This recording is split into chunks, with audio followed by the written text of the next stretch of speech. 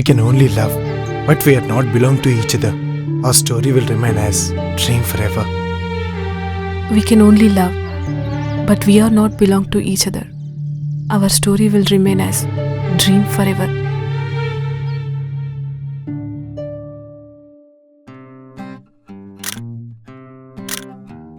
అబ్బా, నీ సెల్ఫీ ఫోజులు వస్తున్నా నా అర్థమవుతుంది మనుషులు కోతుల నుంచి వచ్చారని. అబ్బో, నీ ఎఫ్బీ పిక్స్ చూసినప్పుడల్లా ఏలియన్స్ నిజంగా భూమి మీద ఉన్నట్టుగా అనిపిస్తుంది. నీ టైమింగ్ కొద్ది అన్నమే తల్లి. ద్రోవ ఎక్కడున్నాడు? హే ఉండు, ఒక సెల్ఫీ. లే హాయ్ రా. ఏరా మళ్ళీ స్టార్ట్ చేసావా? ఇంకెన్నిసార్లు చదువుతారా లెటర్ని? శైలి గుర్తొచ్చిందిరా. అసలు నువ్వు తను మర్చిపోతే కదరా. 6 months అయిందిరా తను నిన్ను వదిలేసి. 6 months కదరా. అయినా తన గతంలో కలిసిపోవటానికి కాలం మిగిల్చిన జ్ఞాపకం కాదురా. నేను చేసిన తప్పేంటో నాకే తెలియకుండా తను మిగిల్చిన ఒక పీస్ ఆఫ్ పేపర్. అదే తలుచుకుంటే ఎన్నాళ్ళు బాధపడతారా?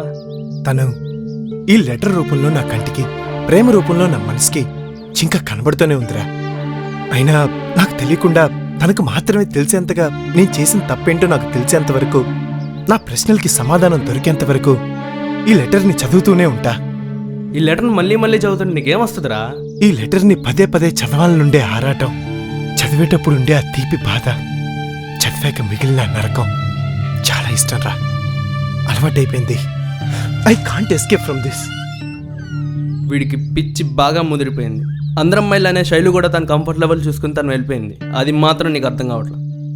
శైలు అలాంటిది కాదురా. ఏ అమ్మాయి అయినా రీజన్స్ లేకుండా ఇలా చేయదు. I think I did a mistake Karthik.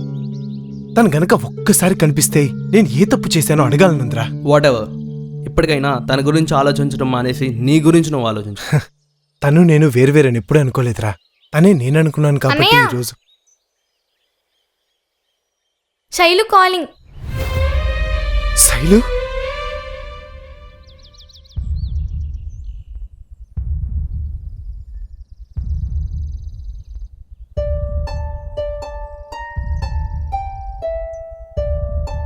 Hello Shailu,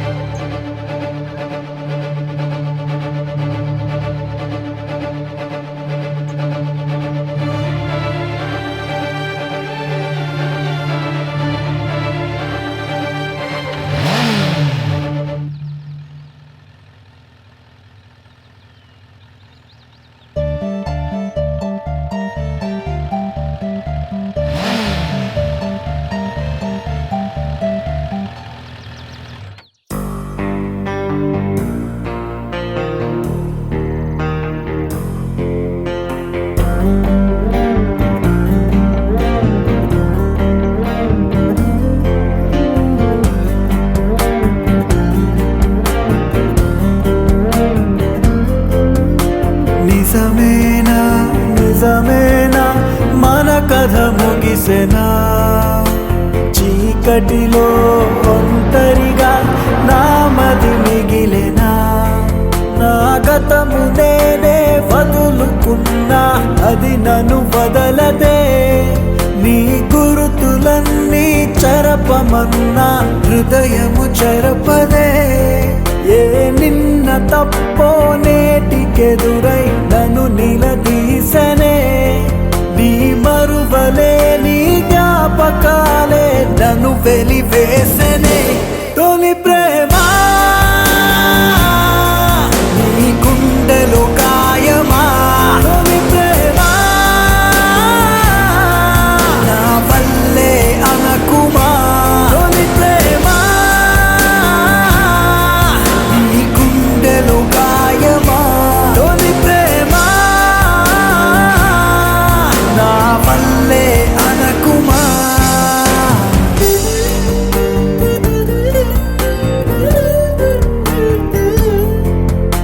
నిజమేనా నిజమేనా మన కథ ముగిసెనా? చీకటిలో ఒంటరిగా నామది మిగిలెనా?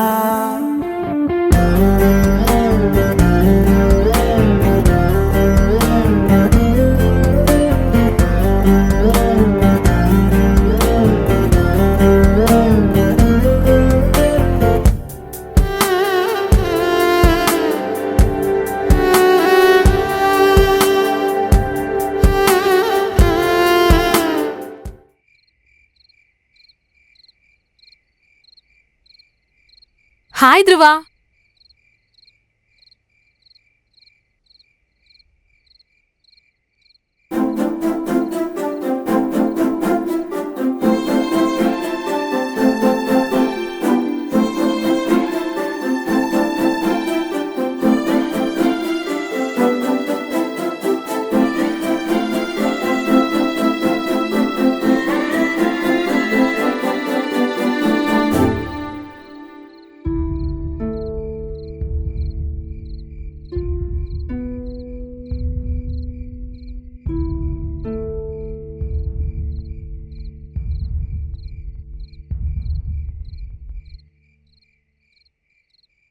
కంగారు పడకు, అతను మా అన్నయ్య.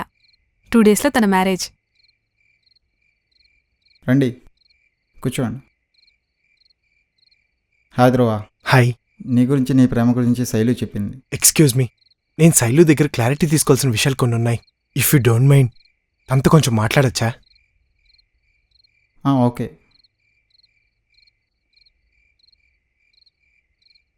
ఎలా ఉన్నావు ధ్రువ? ఇదంతా కాదు, నాకొక్క సమాధానం కావాలి. హ్మ్? Just single answer. నేను ఏ తప్పు చేశా? 6 months శైలు, 6 months అవుతుంది నిన్ను చూసి. నువ్వు అన్న సంతోషం నా లైఫ్లో ఉందనుకునే లోపే నేను లేను అని నువ్విచ్చిన ఆ లెటర్ ప్రేమ మీదున్న నమ్మకం మీదే క్వశ్చన్ మార్క్ మిగిల్చింది. నాకు నీ ప్రేమ మీద పూర్తి నమ్మకం ఉంది ధ్రువ్. అదే నమ్మకాన్ని మా నాన్న కలిగించాలని అలా చేశా. అంటే మన విషయం మా ఇంట్లో చెప్పినప్పుడు నన్ను నమ్మినంత ఈజీగా మన ప్రేమను నమ్మలేమని ఈ 6 months గ్యాప్ అనే సిచ్యువేషన్ని క్రియేట్ చేశారు. అసలు ఏం ప్రూవ్ చేద్దామని చేసేవిదంతా? ఈ కాలం మనకి చాలా పరీక్షలు పెడుతుంది ధ్రువ. అందులో అమ్మ, నాన్న, ఫ్రెండ్స్, సొసైటీ ఇలా చాలా మంది ఇంక్లూడ్ అయి ఉంటారు. వాటన్నింటినీ దాటుకుని గెలిచేదే ప్రేమ. అంటే ఈ పరీక్షలన్నీ దాటే ప్రయత్నంలో నన్ను తొక్కేశావన్న సంగతే మర్చిపోయావు శైలు. అయినా నమ్మకం అంటేనే ప్రేమకు పునాది. అలాంటి నమ్మకం లేనప్పుడే ఇలాంటి పరీక్షలు పెడతారు. అలా కాదు ధ్రువ్, మా నాన్న అనుకున్నారు ఈ పరీక్ష కేవలం నీకొక్కడికేనని. కానీ ఆయనకు తెలీదు ఇది మన ప్రేమకి, మన ఇద్దరి మధ్య దూరానికి అని. ఈ ప్రాసెస్లో నువ్వెంత బాధపడ్డావో నేను అంతే బాధపడ్డాను. బాధ? అవును, ఎప్పటికైనా నేను నీ దగ్గరికి వస్తానని తెలిసి 6 months నన్ను నీ దగ్గర లాక్ చేసి పెట్టుకున్నావు. దాన్నే బాధంటే అసలు ఉన్నావో లేదో, వస్తావో రావో తెలియక పిచ్చివాళ్ళ నాలో నేనే కుమిలిపోయేవాణ్ణి. దాన్నే అంటారు శైలు, నరకం అంటారు. ప్రేమను ఇద్దరు సమానంగా పంచుకున్నాం, కానీ బాధను మాత్రం. ఎనీవే, నా క్వశ్చన్స్కి ఆన్సర్ ఇచ్చినందుకు థ్యాంక్ యూ. ధ్రువ్, ఒక్క నిమిషం. మా నాన్నకు మన ప్రేమను నిరూపించాలనుకోవడం తప్పంటావా? తప్పు అని నేను అన్నావు. తన పాయింట్ ఆఫ్ వ్యూలో హీస్ కరెక్ట్. కానీ ప్రేమకు పరీక్ష అనేది ఇద్దరు దూరంగా ఉన్నప్పుడు పెట్టేది కాదు, ఇద్దరు కలిసి ఉన్నప్పుడు ఎలా ఉంటున్నారని పెట్టేది. సరే, ఇదొక్కడి చెప్పు. నువ్వు నాకు దూరంగా ఉన్నట్టుగా మీ పేరెంట్స్ని వదిలి దూరంగా ఉండగలవా?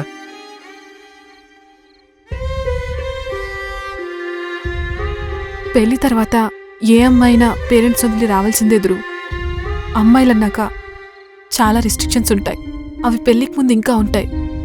వీటన్నింటినీ దాటుకుంటూ నువ్వు పడే కష్టానికి నేనే కారణమన్న నిజాన్ని భరిస్తూ ఉన్నాను. ఇదంతా ఎవరికోసం ధ్రువ్? నీకోసం కాదా? మన ప్రేమను బతికించుకోవడం కోసం కాదా? అయినా నువ్వు నన్ను చూడకపోవచ్చు, నేను మాత్రం నువ్వు పడే బాధను ప్రతి మూమెంట్ చాలా దగ్గర నుంచి చూస్తూ నరకం అనుభవించాను. చలనం లేకుండా ఉన్న నిన్ను చూసి ఆ క్షణం నా మనసు చలించిపోయింది. నిన్ను చూసి కూడా నీతో మాట్లాడకుండా ఉండడం నా వల్ల కాలేదు ధ్రువ్. అప్పటినుంచి నేను నిన్ను ఫాలో అవుతూనే ఉన్నా. లైఫ్లో ఫస్ట్ టైం ధ్రువ్, నేను నీ పక్కన లేకపోతే నువ్వు ఎలా ఉంటావో నాకు ఆ రోజే తెలిసింది. నిన్నెప్పుడు కలుస్తానా, నీతో ఎప్పుడు మాట్లాడతానా అని క్యాలెండర్లో రోజులు లెక్క పెట్టుకుంటూ ఈ 6 months గడిపేశా.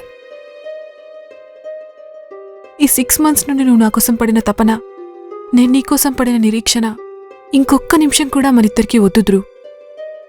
నాకు నీతో చాలా మాట్లాడాలని ఉంది, కానీ నీ కళ్ళల్లో కన్నీళ్లు చూస్తుంటే నాకు మాటలు రావట్లేదు.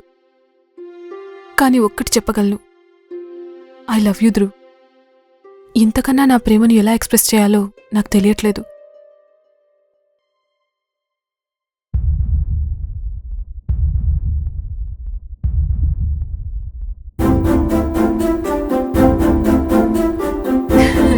చాలా ఎక్కువ ఎక్స్పెక్ట్ చేస్తున్నా. హే